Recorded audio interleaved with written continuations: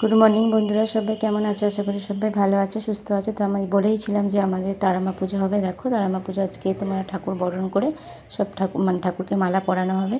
তো আমি, আমাদের পাশের বাড়ি দিদি, আমার যা সবাই রেডি হয়ে গেছে। এদিকে সবাই ধূপধুনা ধরাচ্ছে, মোমবাতি জ্বালাচ্ছে, আর এদিকে মাকে মালা পরিয়ে তারপরে আমরা বরণ করবো সবাই মিলে, ঠিক আছে?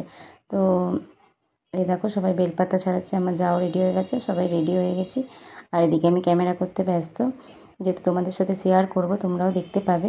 দেখো কত বড় হয়েছে, প্রত্যেকবারই বড় হয়। তো এই দেখো মালাটা লাঠি নিয়ে আমার জায়ের ছেলে, এটা আমার জায়ের বড় ছেলে, সে মালাটা পরিয়ে দিচ্ছে ঠাকুরকে। ঠাকুরকে সাজালো সত্যি যেন দেবী প্রতিমার মতনই দেখতে লাগে, খুব ভালো লাগছিলো দেখতে সাজানোর পর।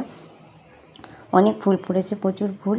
তো সাজাতে প্রায় 1 ঘন্টার মতন লেগেছে, তারপরে বরণের জোগাড় হয়েছে, ঠিক আছে? বরণটা আর ভিডিও তুলতে পারিনি, যেহেতু আমি একজন আমার যা করছিলো কাপড়টা ধরে থাকতে হয়েছিলো। এটা হচ্ছে পরের দিন লুচি সুজি দেওয়ার পর। এত সুন্দর ঠাকুরমশাই নেচেছে দেখো বন্ধুরা, ঢাক বাজছিলো, সেগুলো আর দিতে পারলাম না, কপিরাইট পড়বে বলে।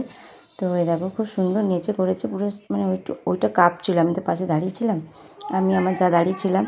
দেখো এত সুন্দর নেচেছে, আমার তো খুব ভালো লেগেছে। প্রত্যেকেই দেখেছি, অনেক ভিড়ও হয়ে গেছিলো, ঠিক আছে? খুব সুন্দর নেচেছে। আমি পুরো বড় ভিডিও দিতে পারছি না, এটুকুনি দিলাম।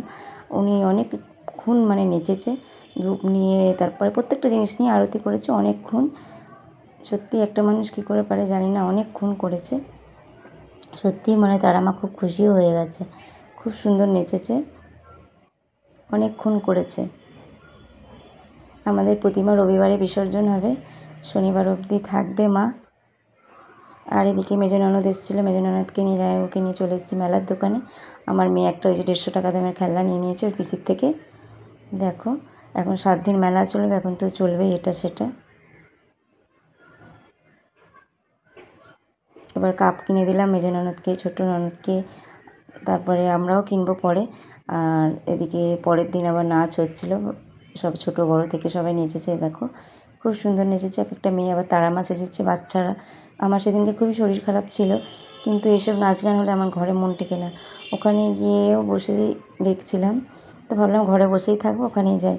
ফোনটাও ঘাঁটতে ইচ্ছা করছিল না, সাপোর্টও করতে ইচ্ছা করছিল না কাউকে, ভালো লাগছিল না, তাই জন্য চলে এলাম। সবসময় দেখবে ভালো লাগে না। এই দেখো তারা মা সেজে নাচছে, খুব সুন্দর নেচেছে এই মেয়েটা, কি বলবো তোমাদেরকে, খুব সুন্দর নেচেছে মেয়েটা। দুজন কালী সেজে করেছে। আরজি কর যে ঘটনাটা তোমরা সবাই জানো, সেটা নিয়েও একটা হয়েছিল, কিন্তু সেটা যেহেতু সারণ নেই বলে আমি আর ভিডিও তুলিনি, যেহেতু তোমরা বুঝতে পারবে না।